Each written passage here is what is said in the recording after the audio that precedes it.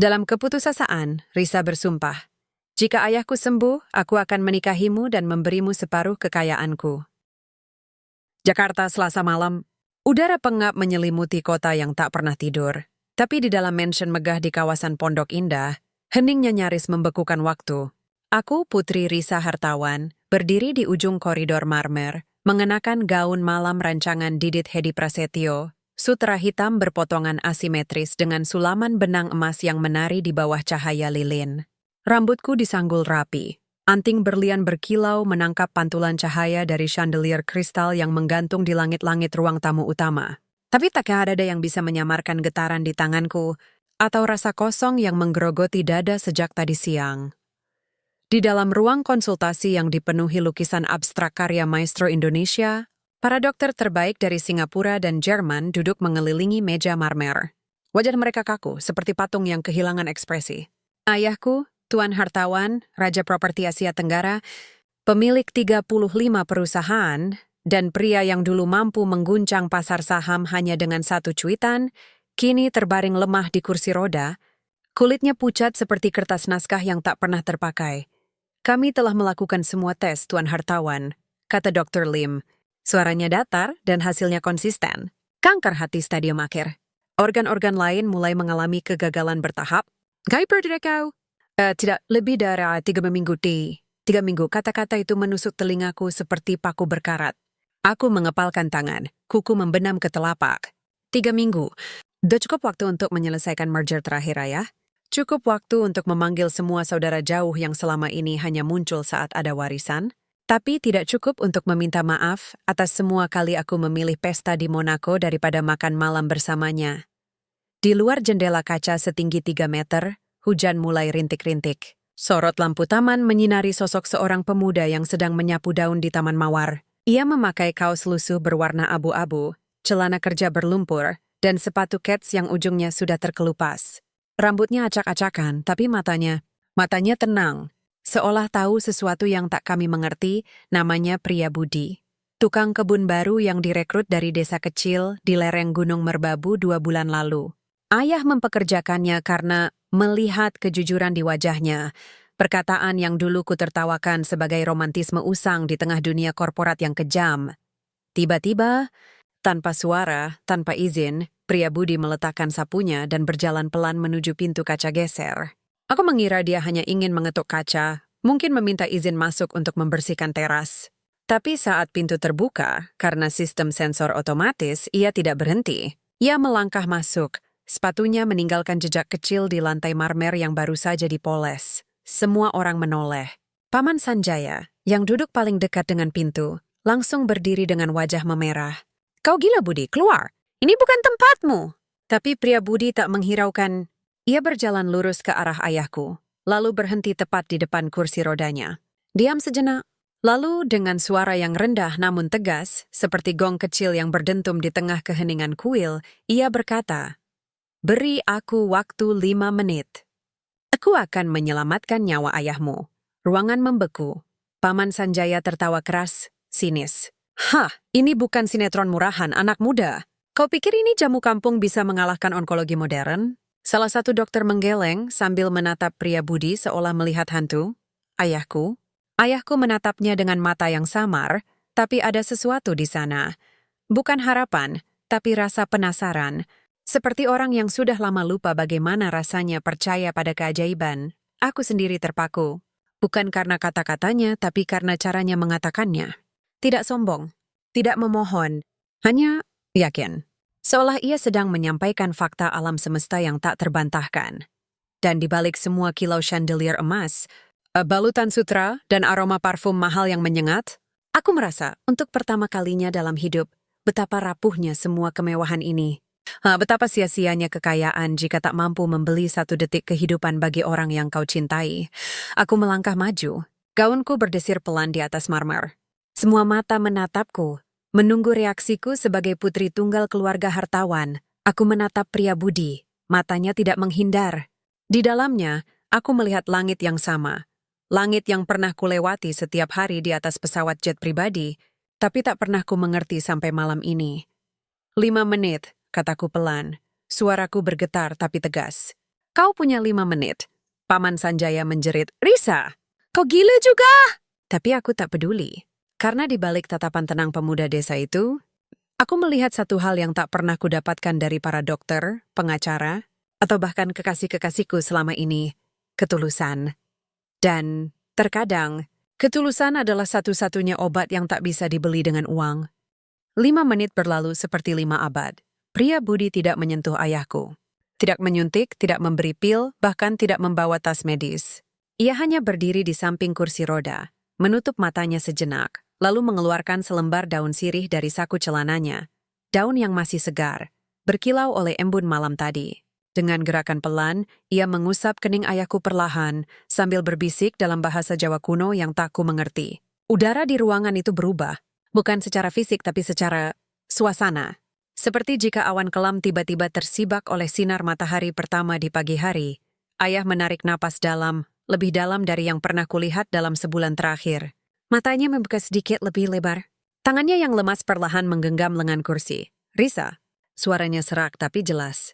Aku merasa hangat, itu saja. Tapi bagi kami itu seperti gema kebangkitan. Namun sebelum kelegaan sempat menyentuh hatiku, suara tajam Paman Sanjaya mengoyak momen itu. Hangat? Hangat itu bukan obat, hartawan. Itu sugesti.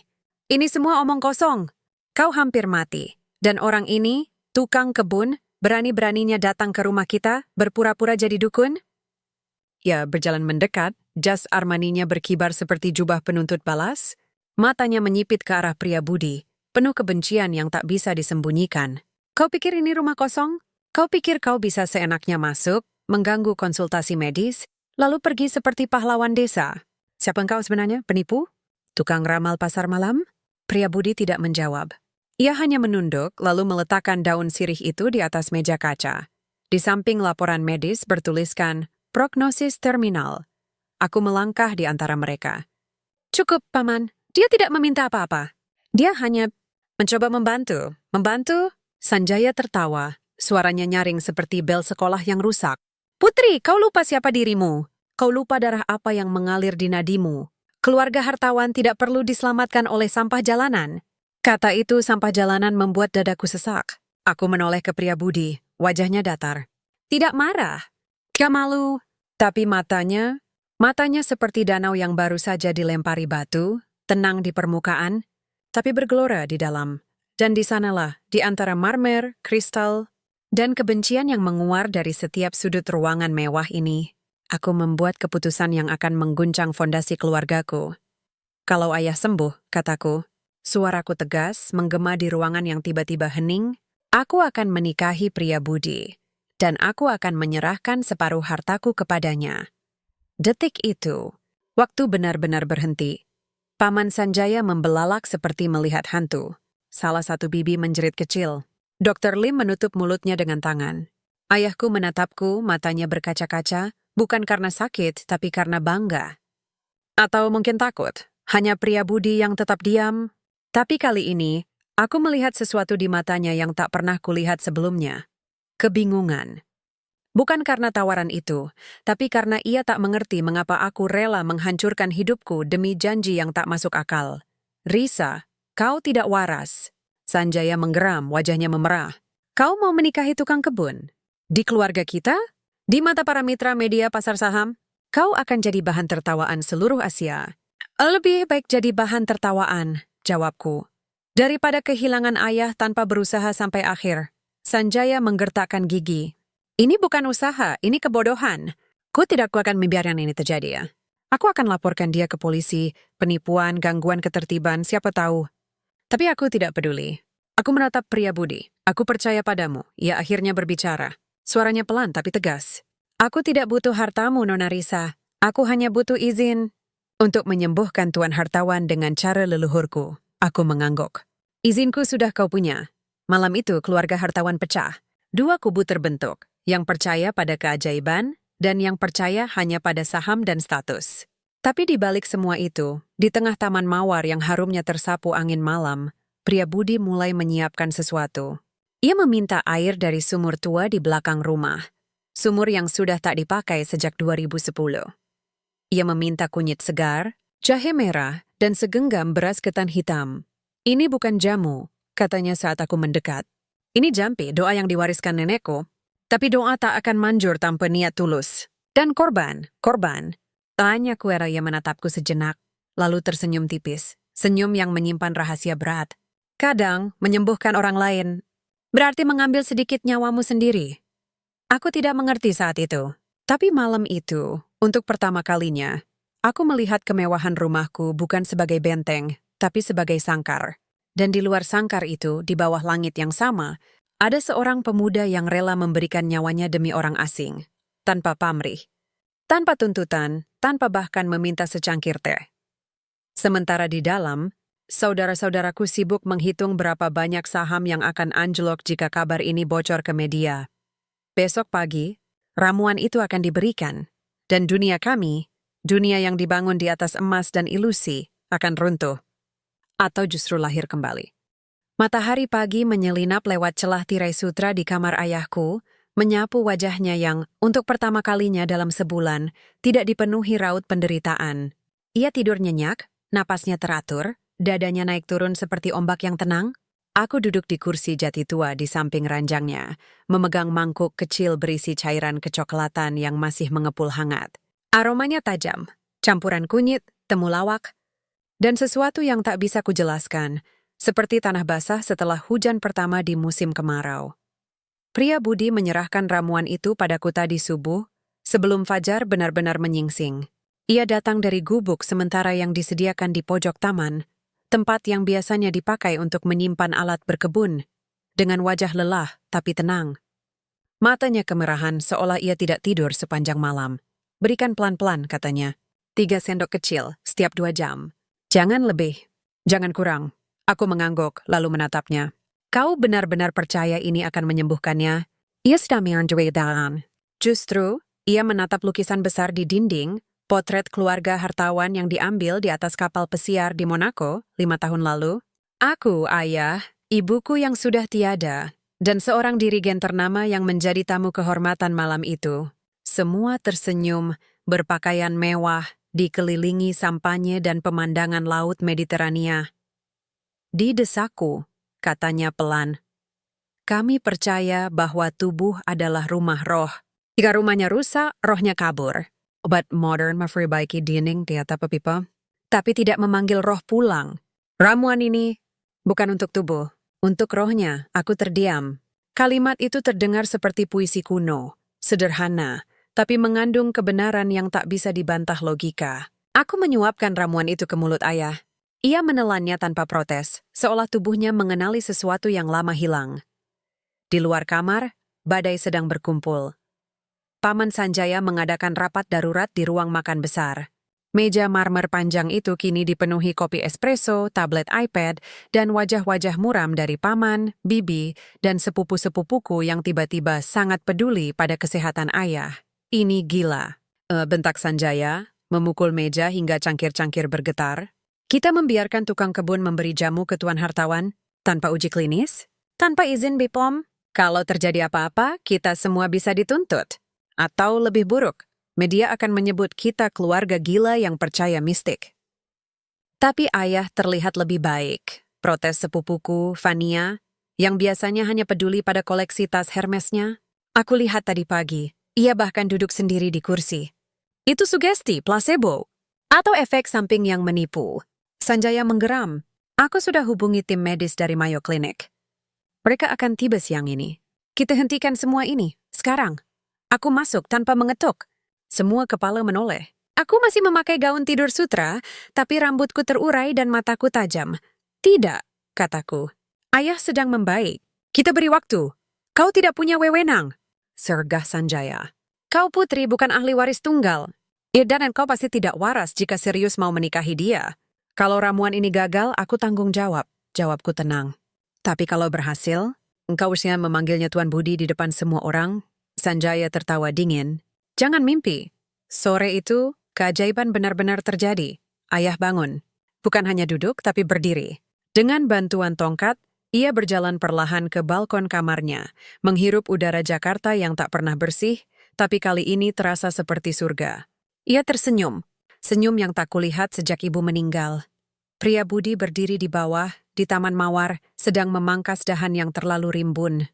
Ia tidak menoleh, tapi aku tahu ia merasakannya, kehidupan yang kembali mengalir. Ketika malam tiba, hasil pemeriksaan darah darurat mengejutkan semua orang. Kadar enzim hati turun drastis. Fungsi ginjal membaik. Bahkan Dr. Lim, yang skeptis sejak awal, terdiam lama sebelum berkata, "Ini tidak masuk akal medis." Tapi bagi pria budi, ini bukan keajaiban. Ini warisan. Ini janji kepada neneknya yang dulu menyelamatkan desa dari wabah hanya dengan daun, doa, dan keyakinan. Namun di tengah sukacita, aku melihat sesuatu yang mengganggu. Saat pria budi kembali ke gubuknya malam itu, ia tersandung. Hanya sebentar, tapi cukup bagiku melihat tubuhnya goyah, wajahnya pucat, dan tangannya gemetar saat memegang cangkir teh sederhana. Aku diam-diam mengikutinya. Di dalam gubuk, ia duduk di atas tikar pandan, memegang foto hitam putih seorang perempuan tua berkebaya lusuh, neneknya, aku menduga. Di atas meja kayu, tergeletak daun sirih kering, akar jamu, dan secarik kertas berisi tulisan Jawa kuno. Dan di lantai, ada bercak darah kecil. Aku menahan napas. Ia menoleh, seolah tahu aku di sana. "Nona Risa." "Kau sakit?" tanyaku yang menggeleng. "Hanya, Leila." Menjaga keseimbangan itu melelahkan. Keseimbangan apa? Antara memberi dan menerima. Ia tersenyum lemah. "Obat ini tidak gratis, Nona. Ada harga yang harus dibayar." Aku ingin bertanya lebih jauh. Tapi ia menutup pintu pelan. Bukan untuk mengusirku, tapi untuk melindungiku dari kebenaran yang belum siap kudengar. Malam itu aku tidak bisa tidur. Di balik kemewahan mansion ini, di balik chandelier dan lukisan mahal, ada seorang pemuda yang diam-diam membayar harga kesembuhan ayahku dengan tenaga hidupnya sendiri. Dan aku mulai bertanya-tanya, apa yang akan kulakukan jika harga itu ternyata nyawanya? Pagi itu, Jakarta bersinar seolah ikut merayakan kebangkitan Tuan Hartawan. Ayahku berjalan tanpa tongkat. Ia bahkan menyantap sarapan lengkap, nasi goreng kampung dengan telur mata sapi dan kerupuk udang, sesuatu yang tak pernah kulihat sejak diagnosis pertama. Dr. Lim, meski masih bingung secara ilmiah, akhirnya mengakui kondisinya stabil. Bahkan membaik luar biasa, Sanjaya diam. Tapi matanya menyala seperti bara yang siap meledak. Dan aku tahu apa yang harus kulakukan. "Kita adakan pesta syukuran," kataku saat rapat keluarga sore itu. "Bukan hanya untuk ayah, tapi juga untuk pria budi." Ruangan sunyi. Lalu Sanjaya tertawa. Tapi kali ini, tawanya pahit, seperti anggur yang sudah basi. "Baik," katanya pelan, tersenyum dingin. "Mari kita rayakan." Seperti keluarga beradab. Malam pesta tiba.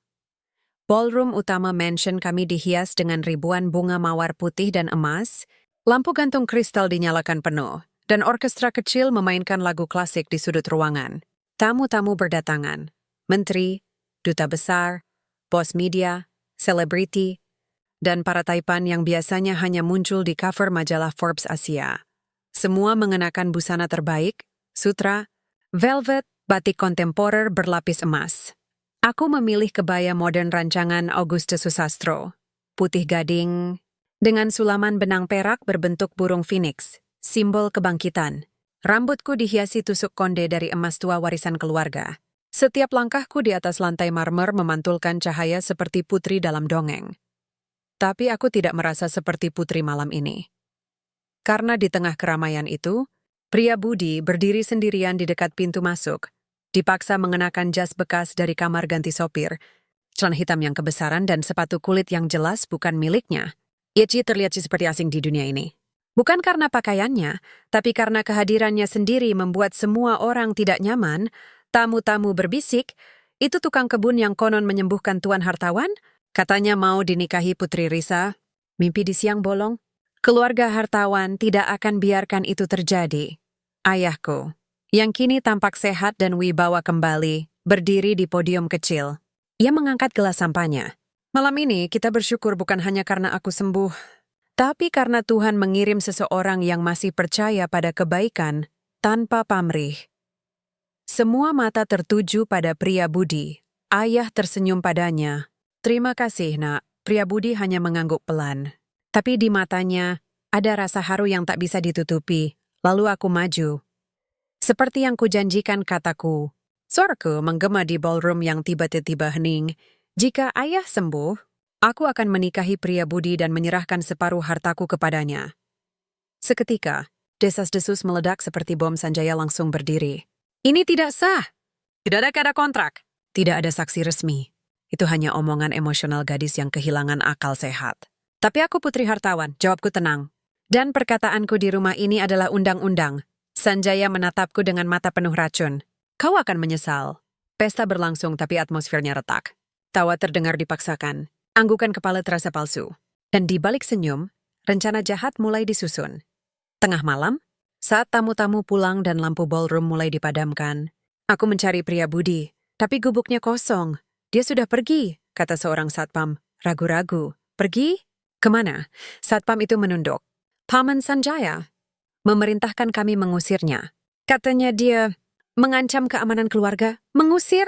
Aku berlari ke garasi. Di sana aku melihatnya, pria budi berjalan kaki di tengah hujan rintik. Tas kecil berisi pakaian dan foto neneknya di genggamannya. Di belakangnya, gerbang besi mansion tertutup rapat, seperti mulut raksasa yang menelan kebenaran. Aku berteriak namanya. Ia berhenti menoleh. Wajahnya basah, oleh hujan atau air mata, aku tak tahu. Maafkan aku, teriakku. Tapi ia hanya mengangguk, lalu melangkah pergi, menuju kegelapan Jakarta yang tak peduli pada siapapun. Di dalam mobil Rolls-Royce yang terparkir, Sanjaya muncul dari jendela, menatapku dengan senyum kemenangan. Masalah selesai, Risa. Keluarga kita selamat dari aib. Aku menatapnya, bukan dengan kemarahan, tapi dengan rasa jijik yang dalam. Kau mengusir malaikat, Paman, dan memeluk setan. Malam itu aku tidak kembali ke mansion. Aku duduk di bangku taman, di bawah pohon flamboyan yang dulu ditanam pria budi, memegang secarik kertas yang ditinggalkannya di atas meja gubuk. Di atasnya tertulis, jika suatu hari Tuan Hartawan butuhku lagi, jangan cari aku. Tapi jika kau datang dengan hati, bukan kepentingan, aku akan tahu. Aku menyimpan kertas itu di dalam kalungku dekat jantung, karena aku tahu ini belum berakhir. Penyakit ayahku bukan sekadar kanker, itu kutukan dari keserakahan, dan hanya tangan yang tulus yang bisa mengusirnya. 3 bulan berlalu, Jakarta semakin padat, saham perusahaan hartawan melambung, dan nama keluargaku kembali bersinar di halaman depan majalah bisnis. Di permukaan, semuanya sempurna. Tapi di dalam mansion yang megah itu, ada kehampaan yang tak bisa ditutupi oleh chandelier kristal atau karpet Persia termahal. Ayahku memang sembuh, secara fisik. Ia kembali ke kantor, menghadiri rapat dewan direksi, bahkan bermain golf setiap Sabtu pagi. Tapi matanya tak pernah kembali bersinar seperti dulu. Seperti ada sesuatu yang hilang. Sesuatu yang hanya bisa dipulihkan oleh kehadiran seseorang yang kini diusir sebagai pengkhianat. Aku mencoba melupakannya. Aku menghadiri gala dinner di Bali, menghadiri peluncuran koleksi busana di Paris, bahkan menerima lamaran dari putra seorang menteri, semuanya demi menjaga citra keluarga.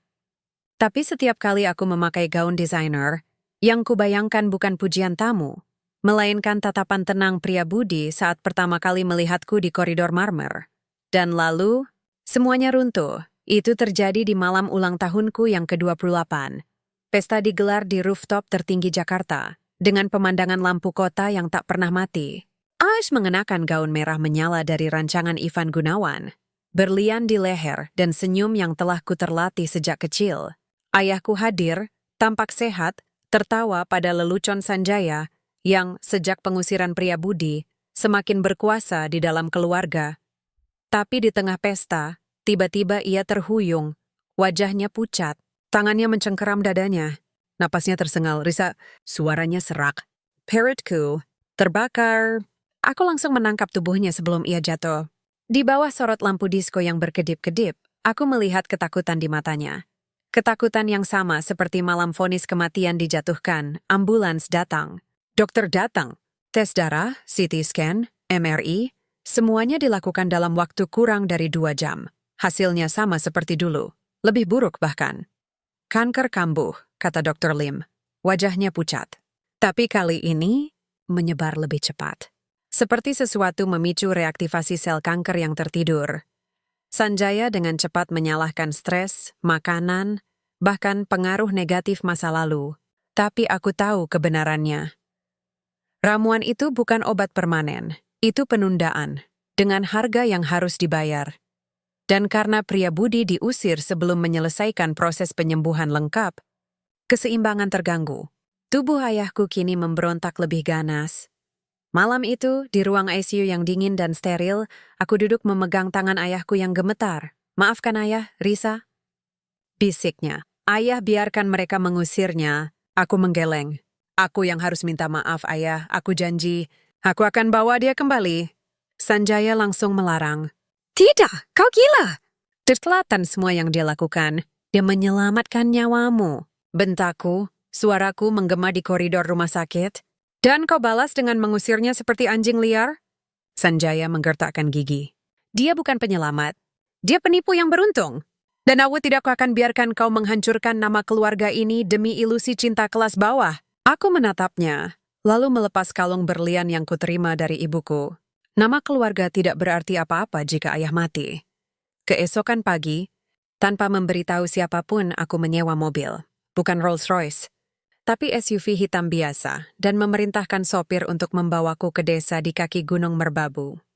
Sebelum pergi, aku mengganti gaun malam dengan kemeja katun sederhana, celana panjang, dan sepatu kets. Aku menyisakan hanya satu perhiasan, kalung yang berisi secarik kertas dari pria budi. Perjalanan memakan waktu 8 jam. Dari beton Jakarta ke jalan berdebu Jawa Tengah.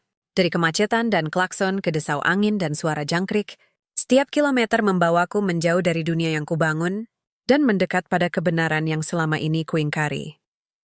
Di desa itu, kecil, sunyi, dikelilingi sawah dan pohon jati, aku bertanya pada seorang nenek penjual jamu di warung pinggir jalan.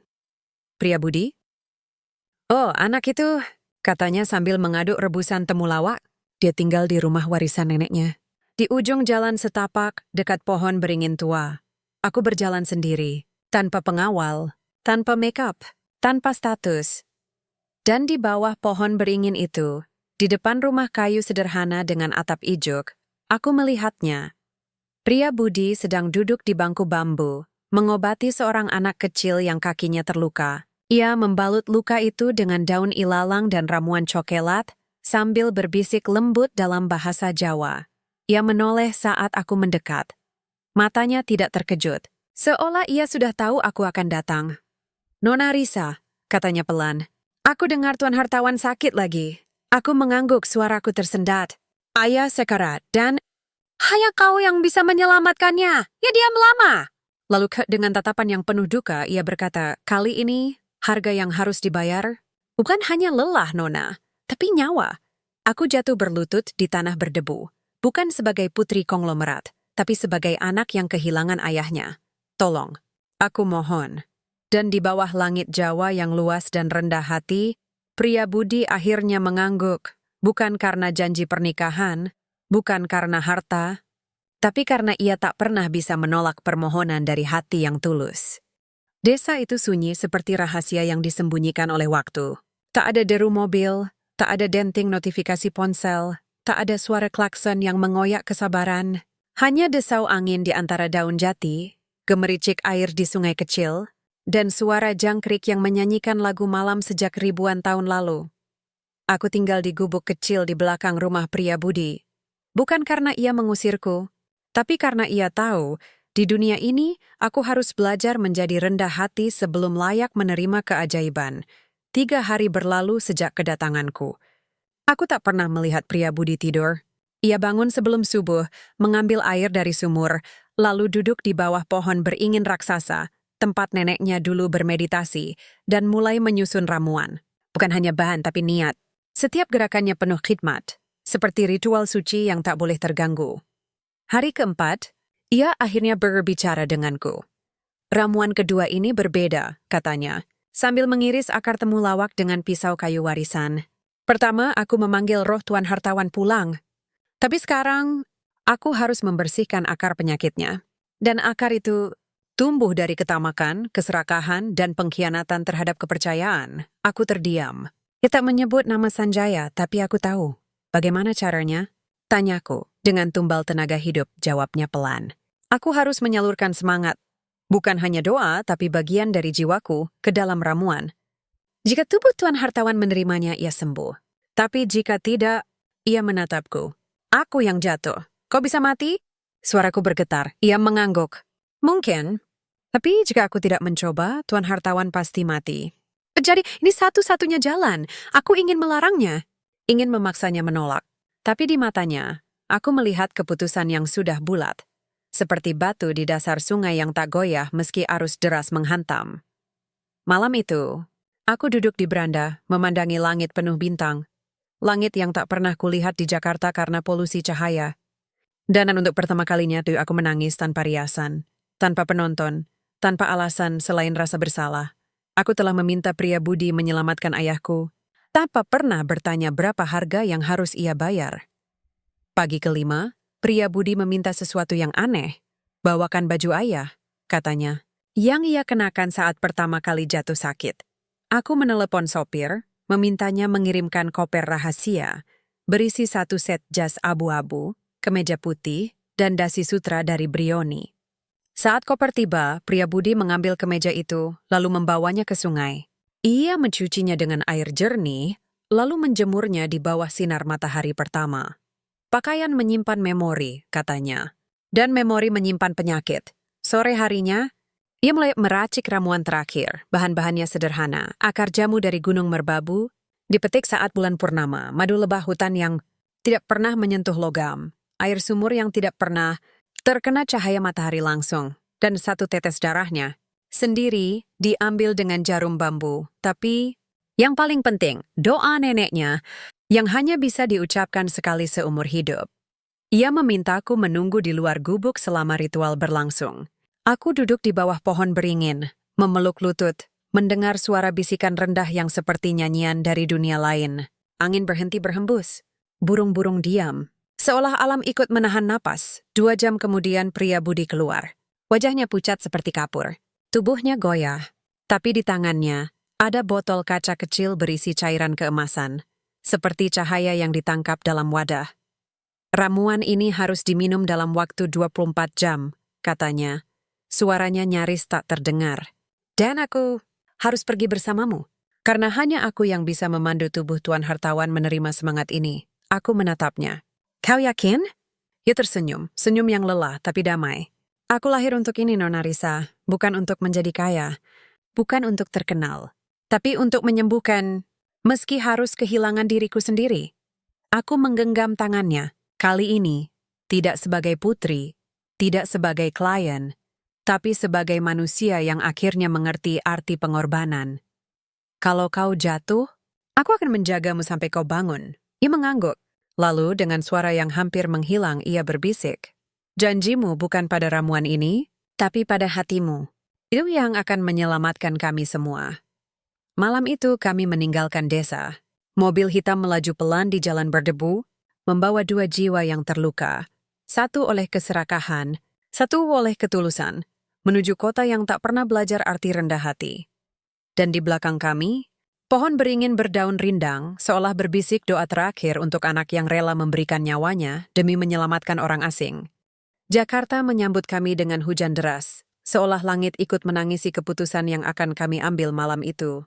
Mobil hitam meluncur pelan melewati gerbang mansion Hartawan yang kini terasa lebih seperti benteng keangkuhan daripada rumah.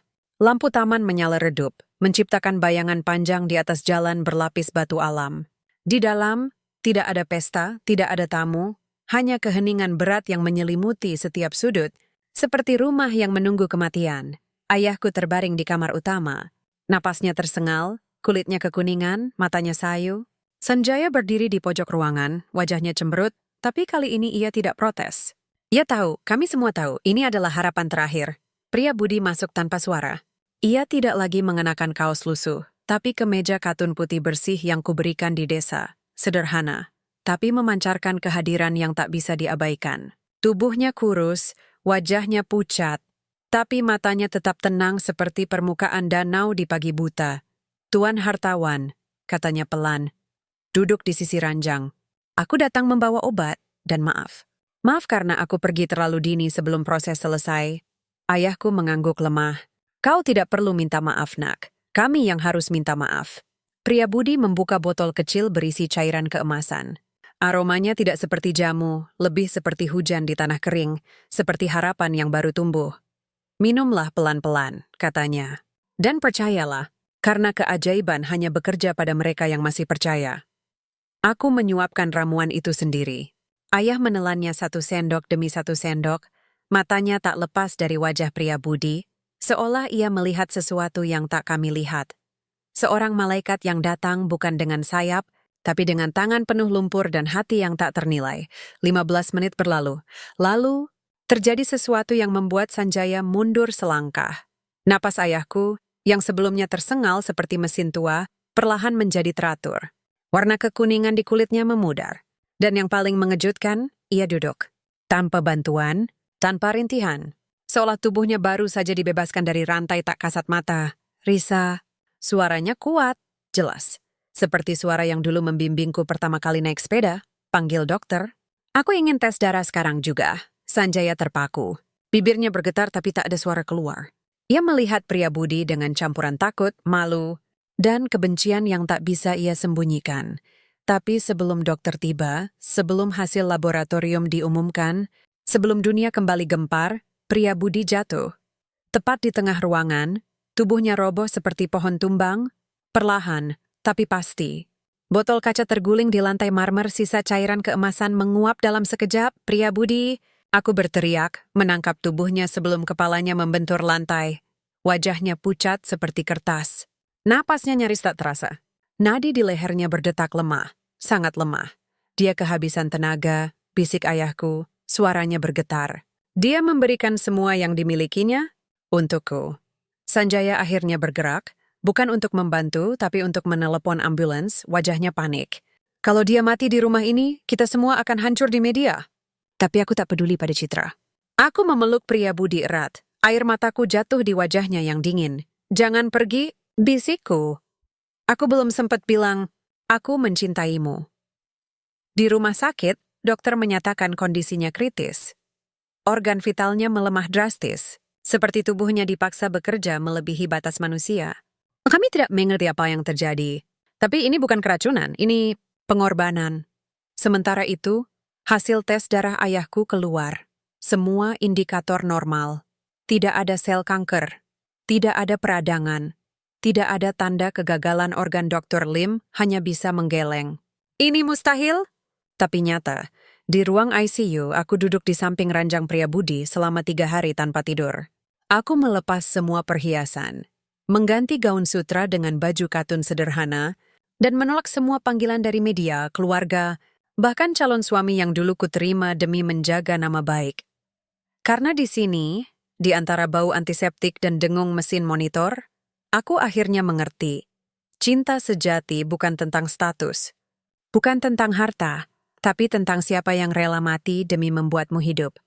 Sanjaya datang sekali, mencoba membujukku pulang. Kau tidak bisa tinggal di sini seperti ini, Risa. Kau putri hartawan. Aku menatapnya, lalu berkata pelan, dan dia adalah manusia yang lebih layak disebut bangsawan daripada kita semua. Ayahku, yang kini benar-benar sehat, duduk di kursi roda di pojok ruangan. Bukan karena lemah, tapi karena ingin menjaga jarak, memberiku ruang. Matanya berkaca-kaca saat melihatku menggenggam tangan pria Budi. Jika ia tidak bangun, bisik ayah, maka kesembuhanku tak ada artinya. Tapi aku tahu, pria Budi akan bangun, karena janjiku belum selesai. Aku belum menepati janjiku bukan sebagai kewajiban, tapi sebagai cinta. Hari keempat di rumah sakit. Hujan masih turun tanpa henti. Seolah langit menolak memberi Jakarta sinar matahari sampai kebenaran terungkap sepenuhnya. Pria Budi belum sadar. Napasnya stabil, tapi ia terjebak di antara dunia mimpi dan kenyataan. Seperti perahu yang terombang-ambing di lautan tanpa arah. Aku duduk di sampingnya, memegang tangannya, membacakan puisi lama yang dulu diajarkan neneknya, puisi tentang kesetiaan, tanah dan air yang tak pernah berbohong. Ayahku datang setiap pagi, duduk diam di sudut ruangan, matanya tak pernah lepas dari wajah pemuda yang menyelamatkan nyawanya 2 kali, dan diusir seperti penjahat setelah kali pertama. Sanjaya tidak datang lagi, tapi ketidakhadirannya justru membuatku curiga.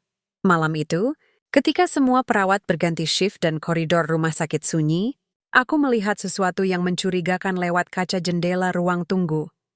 Sanjaya berbicara dengan seseorang di lorong.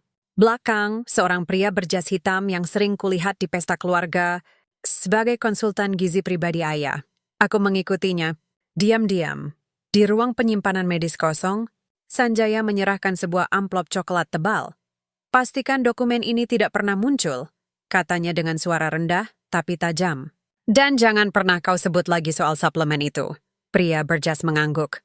Tapi Tuan Sanjaya, jika Tuan Hartawan benar-benar sembuh dan dia tahu, dia tidak akan tahu, potong Sanjaya. Karena dia tidak akan pernah bangun. Aku menahan napas. Dia, pria budi. Tanpa berpikir panjang, aku menghampiri mereka. Suaraku dingin seperti bilah pisau. Tahu apa, Paman? Bahwa kau sengaja membuat ayah sakit agar bisa mengambil alih perusahaan? Sanjaya membelalak, wajahnya memucat. Risa, ini bukan urusanmu. Bukan urusanku? Aku melangkah maju. Kau meracuni ayah dengan suplemen palsu yang kau selundupkan lewat konsultanmu. Kau sengaja memperburuk kondisinya setelah pria budi menyembuhkannya pertama kali. Dan sekarang kau berharap pria budi mati, karena jika dia hidup, dia akan tahu ramuan keduanya tidak bekerja maksimal, karena racunmu masih mengendap di tubuh ayah. Pria berjas itu gemetar. Saya hanya mengikuti perintah. Sanjaya mendorongnya. Diam! Kau tidak tahu apa-apa. Tapi sudah terlambat. Aku mengeluarkan ponselku. Rekaman suara otomatis telah berjalan sejak aku mendengar kata suplemen. Semua ini akan kuberikan ke polisi. Dan ke media, kataku, kau akan dihancurkan, Paman. Bukan hanya sebagai pengkhianat keluarga, tapi sebagai pembunuh berencana. Keesokan pagi, sebelum matahari terbit, ayahku mengadakan rapat darurat di ruang VIP rumah sakit. Sanjaya dipanggil. Ia datang dengan wajah tegang, mencoba berpura-pura tenang. Tapi ketika ayah memperdengarkan rekaman itu, lututnya goyah. Kenapa, Sanjaya? Tanya ayahku, suaranya tidak marah, tapi hancur. Apa yang kurang darimu? Saham? Kekuasaan? Kepercayaan? Sanjaya tertawa getir. Kepercayaan? Kau tak pernah benar-benar mempercayaiku. Kau selalu memilih Risa putrimu yang manja, yang tidak tahu apa-apa tentang bisnis. Aku yang membangun divisi real estate dari nol. Tapi kau tetap menempatkanku di bawah bayang-bayangmu. Jadi kau meracuniku demi kursi direksi? Bukan hanya kursi, bentak Sanjaya. Demi martabat. Kau pikir aku tidak tahu bagaimana kau bicara di belakangku? Sanjaya terlalu ambisius. Sanjaya tidak punya moral. Ia menatapku. Dan kau selalu memandangku seperti aku penjilat. Ayahku menghela napas panjang. Lalu dengan suara tenang yang lebih menakutkan daripada amarah, ia berkata, kau dipecat. Dari semua jabatan, dari semua saham, dan kau dilarang menginjak tanah keluarga hartawan selamanya. Sanjaya terdiam. Matanya memerah. Kau tidak bisa lakukan ini. Aku bisa, jawab ayah. Dan aku akan laporkanmu ke polisi. Tapi sebelum itu, aku ingin kau tahu. Pria budi menyelamatkanku bukan karena uang atau kekuasaan, tapi karena ia punya hati. Dan kau kehilangan hatimu sejak lama. Sanjaya pergi tanpa kata. Pintu tertutup di belakangnya. Akhir dari sebuah era kelam. Di ruang ICU, aku kembali ke sisi pria budi. Aku memegang tangannya, berbisik pelan. Kau dengar itu? Kebenaran menang. Sekarang kau bisa istirahat. Tapi jangan pergi. Aku belum selesai mencintaimu. Dan di saat itu, persis saat Fajar menyentuh jendela, jari-jarinya bergerak. Hanya sedikit, tapi cukup untuk membuat hatiku berdebar lagi. Karena di balik semua pengkhianatan, keserakahan, dan keangkuhan, ada seseorang yang rela mati demi kebenaran. Dan kebenaran pada akhirnya selalu menuntut balas. Matahari pagi menyelinap lewat tirai tipis ruang ICU, menyapu wajah pria budi yang akhirnya menunjukkan tanda kehidupan. Detak jantungnya stabil, napasnya dalam. Dan yang paling ajaib, kelopak matanya bergerak. Pria budi, bisikku suaraku bergetar. Buka matamu. Perlahan, seperti pintu surga yang enggan terbuka terlalu cepat, matanya terbuka. Pandangannya kabur sejenak, lalu fokus padaku. Di sana, di balik kelelahan yang masih menghiasi wajahnya, ada kelegaan. Seperti ia baru saja menyelesaikan perjalanan panjang dan akhirnya menemukan rumah. Nona Risa, suaranya serak, hampir tak terdengar. Ayahmu, Sehat, jawabku, air mataku jatuh tanpa bisa kuhentikan. Benar-benar sehat? Kau menyelamatkannya. Lagi, ia tersenyum lemah. Bagus. Lalu matanya menutup lagi, tapi bukan karena koma. Karena kelelahan yang wajar. Dokter yang datang memeriksa mengangguk lega. Dia akan pulih, perlahan. Tapi ia selamat. Aku menatapnya lama. Wajahnya kurus, kulitnya pucat, tubuhnya rapuh, tapi jiwanya utuh. Bahkan lebih utuh daripada siapapun yang pernah kutemui di dunia mewahku. Dan di saat itu aku tahu, aku tidak ingin menikahinya karena janji. Aku ingin menikahinya karena aku mencintainya. Minggu berikutnya, pria Budi dipindahkan ke kamar pribadi di lantai atas. Bukan karena status, tapi karena ayahku bersikeras. Dia pahlawan keluarga ini, katanya pada manajer rumah sakit. Perlakukan dia seperti raja, tapi pria Budi menolak kemewahan. Ia meminta hanya satu hal, teh jahe hangat, buku doa neneknya, dan kehadiranku. Setiap sore aku datang, bukan dengan gaun desainer, tapi dengan kebaya sederhana, rambut terurai, wajah tanpa riasan. Aku duduk di samping ranjangnya, menceritakan hal-hal kecil. Bagaimana ayahku kini menanam mawar di taman sendiri, bagaimana ia melarang semua suplemen impor, bagaimana ia mendirikan yayasan pengobatan tradisional atas namanya. Kau tidak perlu melakukan itu, katanya suatu hari. Suaranya sudah lebih kuat. Aku ingin, jawabku. Karena kau mengajarkanku bahwa nilai seseorang bukan dari apa yang ia miliki, tapi dari apa yang ia berikan. Ia menatapku lama. Lalu dengan suara pelan, ia berkata, aku tahu kau membuat janji, tapi kau tidak perlu menepatinya. Aku tidak butuh hartamu. Aku tidak butuh namamu. Aku hanya ingin tahu apakah kau bahagia. Hatiku remuk, aku menggenggam tangannya erat. Dengarkan baik-baik, pria Budi. Aku tidak menikahimu karena janji. Aku menikahimu karena aku mencintaimu.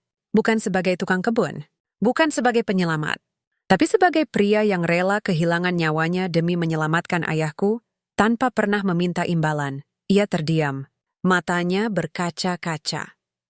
Kau tahu, katanya pelan, di desaku, kami percaya bahwa cinta sejati tidak lahir dari pertemuan, tapi dari pengorbanan. Dan kau rela meninggalkan duniamu, merendahkan dirimu, duduk di sini selama berhari-hari hanya untuk menungguku bangun. Itu lebih berharga daripada semua emas di dunia. Aku tersenyum lewat air mata. Jadi, engkau terima? Menengangguk. Tapi dengan satu syarat, apapun. Aku tidak mau separuh hartamu. Aku hanya mau izin mendirikan klinik pengobatan tradisional untuk warga miskin. Di desaku, di kotaku, dimanapun orang butuh. Aku tertawa kecil, tawa pertama yang tulus dalam berbulan-bulan. Ayah sudah menyiapkan dana yayasan atas namamu, tapi kau tidak akan sendirian. Ia menatapku bingung. Aku akan tinggal di sana bersamamu, kataku.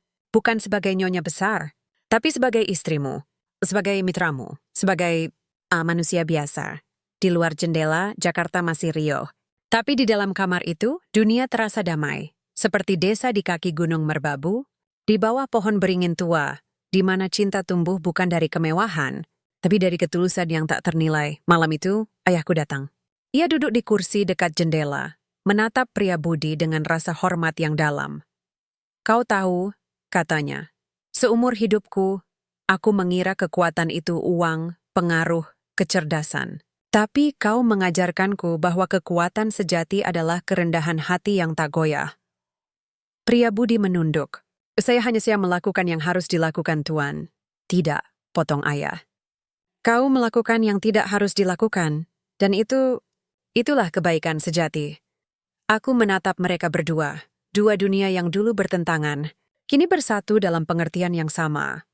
Bahwa manusia diukur bukan oleh apa yang ia kenakan, tapi oleh apa yang ia lindungi. Dan di antara kami bertiga di ruangan kecil itu, lahir sebuah keluarga baru. Bukan karena darah, bukan karena harta, tapi karena cinta yang lahir dari kesabaran, pengorbanan, dan keberanian untuk percaya pada yang tak terlihat. Pernikahan kami tidak digelar di ballroom 5 bintang, tidak di kapel mewah di tepi pantai, dan tidak di atas kapal pesiar yang mengelilingi Mediterania. Tidak, kami menikah di desa kecil di kaki Gunung Merbabu, di bawah langit, yang sama yang menyaksikan pria Budi pertama kali memetik daun sirih untuk menyelamatkan ayahku, dan di mana aku pertama kali belajar arti ketulusan. Tempatnya sederhana, halaman rumah warisan neneknya, dinaungi pohon beringin raksasa yang usianya lebih tua dari keluarga hartawan. Lantainya dari tanah, diberi tikar pandan yang dianyam warga desa. Hiasan pernikahan bukan dari bunga impor, tapi dari melati, kenanga, dan mawar desa yang dipetik pagi itu oleh anak-anak kecil yang sebelumnya pernah diobati oleh pria budi. Tapi bagiku, ini adalah tempat paling mewah di dunia. Aku mengenakan kebaya pengantin rancangan Didit Hedi Prasetyo, tapi bukan kebaya biasa. Kainnya dari batik tulis motif parang rusak yang sengaja kusulam ulang dengan benang emas halus, dipadukan dengan kain panjang dari tenun ikat sumba warisan almarhumah ibuku. Rambutku disanggul dengan tusuk konde emas tua, dan di leherku, bukan berlian, tapi kalung sederhana berisi secarik kertas berisi janji pertamaku padanya. Aku akan menjagamu, seperti kau menjaga ayahku. Pria budi mengenakan beskap Jawa hitam, warisan neneknya, dengan belangkon yang dijahit tangan oleh ibu angkatnya di desa. Ia tampak tenang, damai, dan utuh, seperti pohon yang akhirnya menemukan akar. Ayahku duduk di barisan depan, mengenakan jas sederhana tanpa dasi.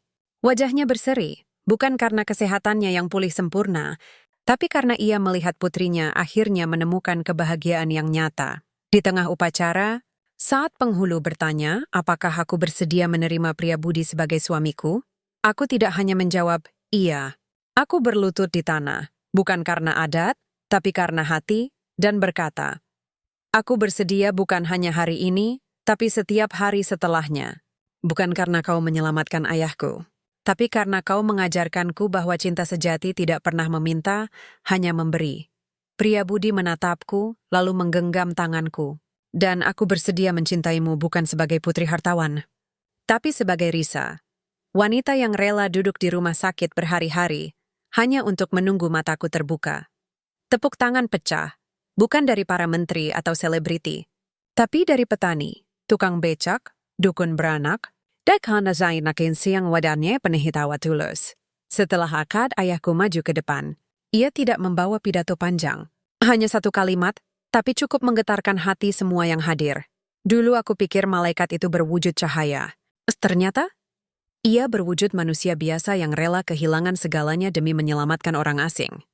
Lalu, di depan semua orang, ia memeluk pria budi, erat, seperti ayah yang menemukan putra yang hilang.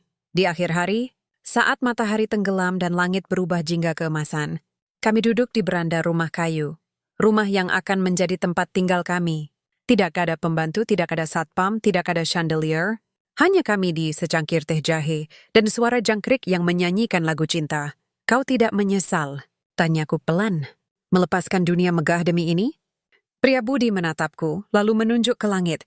Dulu di mansionmu, aku melihat langit lewat jendela kaca. Hari ini, aku menyentuhnya dengan tangan kosong. Manisang lip mewal risang. Aku tersenyum. Kau selalu tahu jawabannya ya? Karena kebenaran itu sederhana katanya.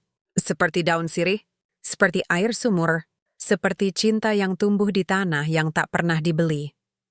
6 bulan kemudian, klinik warisan Nusantara resmi dibuka, didanai oleh Yayasan Hartawan, dikelola oleh pria budi, dan diawasi olehku.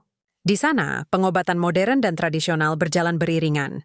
Dokter dan dukun duduk bersama. Pasien tidak ditanya kau siapa, tapi kau butuh apa. Dan di antara resep jamu dan resep dokter, ada foto kecil di dinding. Kami berdua di hari pernikahan. Tersenyum di bawah pohon beringin, dua dunia yang akhirnya menjadi satu. Malam itu, sebelum tidur, aku menulis di buku harianku.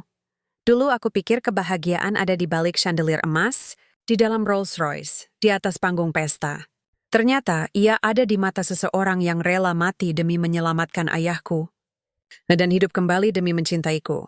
Dan di luar jendela, langit Jawa membentang luas, sama untuk semua orang, tanpa memandang kelas, tanpa membedakan darah, karena di bawahnya, kita semua hanya manusia yang mencari cinta sejati.